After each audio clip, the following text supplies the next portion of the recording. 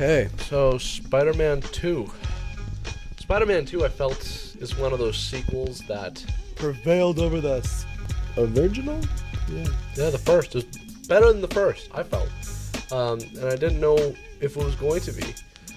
But I think one of the things that made this a good sequel is like what I said before is you don't have a bunch of villains coming in and just clogging up the movie. Sam Raimi just kept it simple with just one villain again. Yeah, because instead of clogging up the movie with a ton of villains and characters, you have the same characters as the first, and Dr. Octopus is really the only new character Which was really in this cool, movie. though. He was a perfect villain, Mm-hmm. I think, to introduce in the second one, because I was wondering, who's going to be the new villain.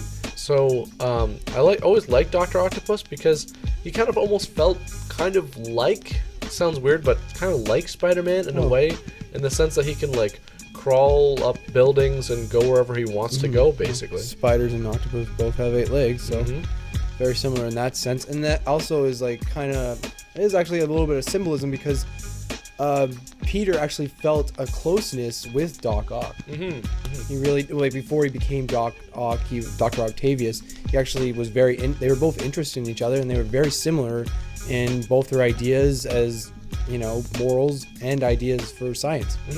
So that's what made them really good adversaries, because they were pretty much friends in the beginning of the movie. So in Spider-Man 2, the movie kind of just leaves off.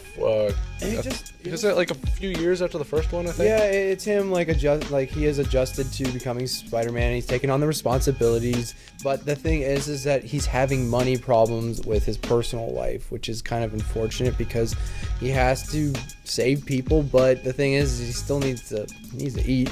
Yeah, and he needs a home. And Mary Jane's getting married to some other random guy, which kind of sucks. Dr. Octavius turns into Dr. Octopus. Yeah, he loses his wife and becomes bitter about it, and that whole deal. He's trying to deal with that and becomes a bad guy, basically. So this is Peter fighting, not just an enemy, but he's fighting personal issues as well, which is okay because that works for the Peter Parker side of the story. But then Spider-Man is just fighting one villain. But both the characters at this point have more depth because you care about Dr. Octopus and you care about Peter, so that works too. And that's really what made this movie, I think, work more than the first one, because the characters had more depth to them, and you were already introduced to them in the first movie. It's very hard to make a sequel that is on par with the first movie. But this movie, I felt, is one of those rare occasions where the sequel's better than the original. And for that, Spider-Man 2 is our number 3 movie of our top 5 best superhero movies. Thanks for watching, and remember to subscribe.